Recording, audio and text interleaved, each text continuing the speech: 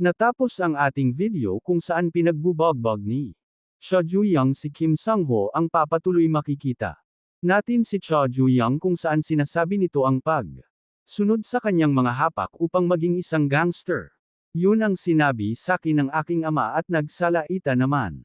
Ang ama ni Cha Ju-young ulitin natin habang hirap naman na tumayo si Cha Ju-young kung saan nagsimula na naman silang maglaban ngunit paulit-ulit lang na pinagbubugbog si Cha Ju-young at ilang beses itong bumagsak sa sahig ngunit patuloy pa rin ito at bumabangon.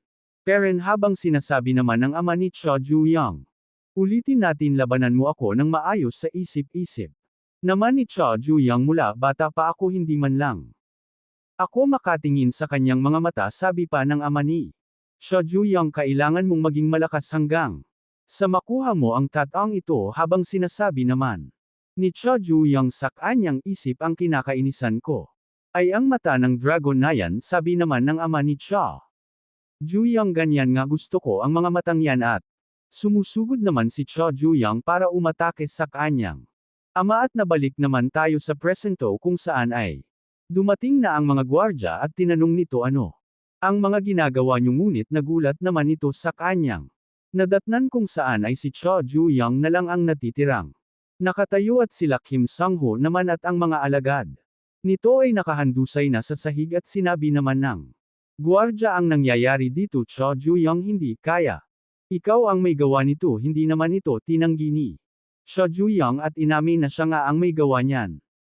Dahil dito makikita natin si Cha Ju-young kung saan nag-iisa lang ito habang tinitignan nito ang larawan nila ni Dayon makikita din natin ang napakalungkot na itsura ni Cha Ju-young habang tinitignan pa rin ang larawan nila ni Dayon makikita rin natin dito ang dugo ng mga nakalaban ni Cha Ju-young habang inaalala nito ang mga sinasabi ni Dayon sa kanya noon at sabi ni Dayon tanga ka ba nagulat naman si Cha Ju-young. Sa sinasabi ni Dayon sabi pa ni Dayon ano bang klase ng magulang ang bubugbugin ang sarili niyan anak. Bago ang entrance ceremony labis na ito ni hindi man lang siya pumunta para I congratulate kasabi naman ni Cha Ju-young ayos lang ito ngunit sinaygo naman siya ni Dayon hindi ito ayos may kailangan akong sabihin sa iyong ama sinabi naman ni Cha Ju-young diba? Pinangako mo sakin na hindi ka pupunta sa bahay kahit kailanman ano ang mangyari kung hindi mo tutupadin. Ang pangako mo sakin ay tatawagan mo akong kuya sa buong buhay mo sabi naman ni Dayon ang tao bang walang tirahan ay dapat mabuhay ng miserable sabi naman ni Cha Ju-young hindi yan ang ibig kong sabihin sabi naman ni Dayon Seoul kapag nakagraduate na ako titira. Ako sa Seoul na iireta ako sa ganitong lugar na kakasakal. Natitira ako sa Seoul at magtatapos sa isang magandang universidad at sasali ako sa malaking company at magmamaniho ako ng aking sasakyan at magkakaroon ako ng mga mamahaling bag at mamumuhay kung saan makikita ko ang magandang tanawin ng dagat nagulat naman si Cha Ju-young sa mga sinabi ni Dayon sabi ni Cha Ju-young Seoul at sa isip nito alam ko na kung titira si Dayon sa Seoul ay may iwan ako mag-isa habang iniisip ito ni Cha Ju-young nagsalita naman si Dayon sa sama ka naman sakin. Di ba nagulat naman si Cha Ju-young dahil sa kanyang isip ay iiwan siya mag-isa ni Dayon sabi naman ni Dayon kung gayon ay pangako mo sakin kapag nakagraduate na tayo ay pangako mo sakin kung hindi mo tutupadin. Ang pangako mo ay tatawagan mo akong ate sa buong buhay.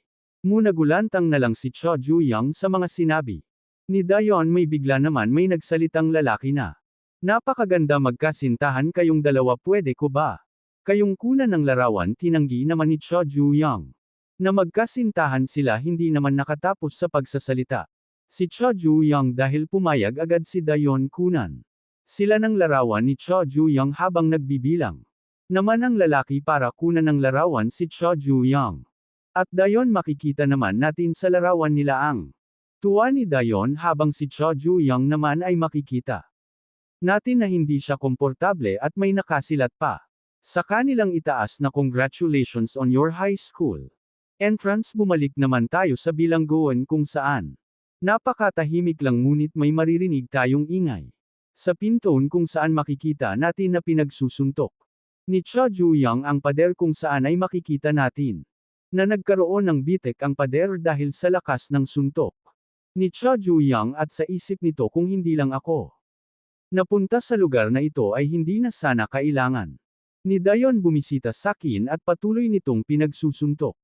Ang pader sa patuloy na pagsuntok nito sa pader ay nagsitulo na ang dugo ng kanyang kamay sa sahig at sinisisi nito ang kanyang sarili nangyari kay Da.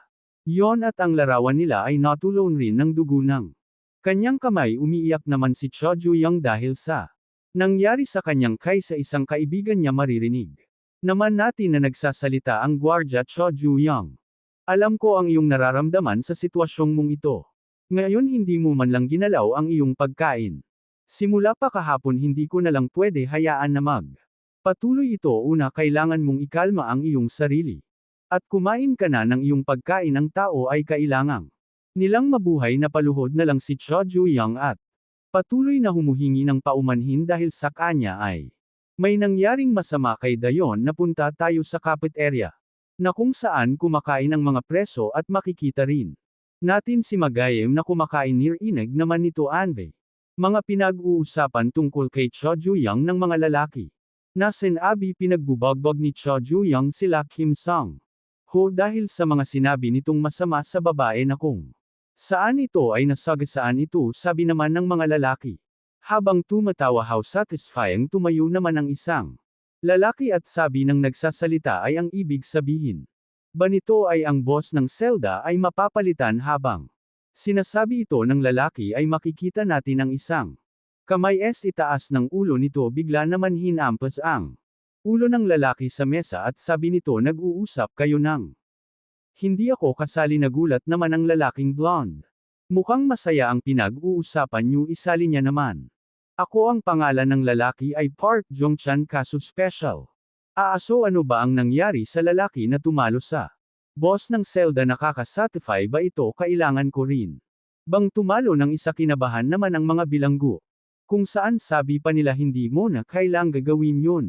Kung gayon sige, sabi ni Park Jong-chan at ang lalaking hawak-hawak nito sa ulo ay binitawan niya na sabi naman ng lalaki, may nasabi akong hindi ko dapat sabihin. At tinanong ni Park Jong-chan kung ano ang pangalan ng tumalo sa boss ng selda. Sinagot naman nila na Cha Juyang. Ang pangalan ng tumalo sa boss ng selda si Magayem naman ay nakikinig lang at makalipas ang ilang linggo ay sabi ng gwardya, Cha Juyang, ang tinalo mo ay nasa hospital. Patan kay wag ka na ulit gagawa ng gulo.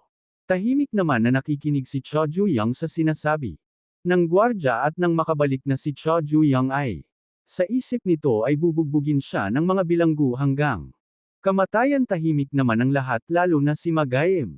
Tumayo naman ang mga bilanggo at binati ng isa si Cha Juyang, kung ayos lang ba ito? Napakatagal mong nawala at pinalibutan na si Cha Juyang ng mga bilanggo sa punishment room. Ay mahirap dun, kailangan mo ang magpahinga. Sabi ng isa, kailangan ba kitang masahihin sa balikat? At sabi naman ng isa, nauuhaw ka ba? Gusto mo bang kunan kita ng tubig? Ang mga bilanggong mga nabagbag ni Cha Juyang ay napakabait na sa kanyan. Sabi naman ni Magayem sa kanyang isip, may natutunan ako ngayon sa eskwelahan. Kinoconsider nila ang lakas, magulang, itsura, at marka at iba pang bagay, ngunit sa Juvenile Detention Center ay ang lakas ang lahat at makikita natin na naglalaro ang mga preso ng basketball. At habang nakatayo naman si Magayem at nagsusulat ng kanyang mga natutunan sa bilangguan, nagsalita naman si Cha Juyang. Magayem, bakit mo ginawa yun? Sabi naman ni Magayem, ginawa ang ano? Sabi ni Cha Juyang, ng araw na yon nang sinubukan kong patayin si Kim Sang-ho. Bakit mo ako pinigilan? Pumatay ka ng 7 tao kaya ka napunta dito. Bakit mo ako pinigilan? Inalala naman ni Magayem kung bakit siya napunta sa bilangguan. Makikita natin ang kamay na madaming dugo at sa sahig, mesa at ibang parte ng classroom at makikita natin si Magayem at ang mga pinatay nitong mga kapwa niya estudyante.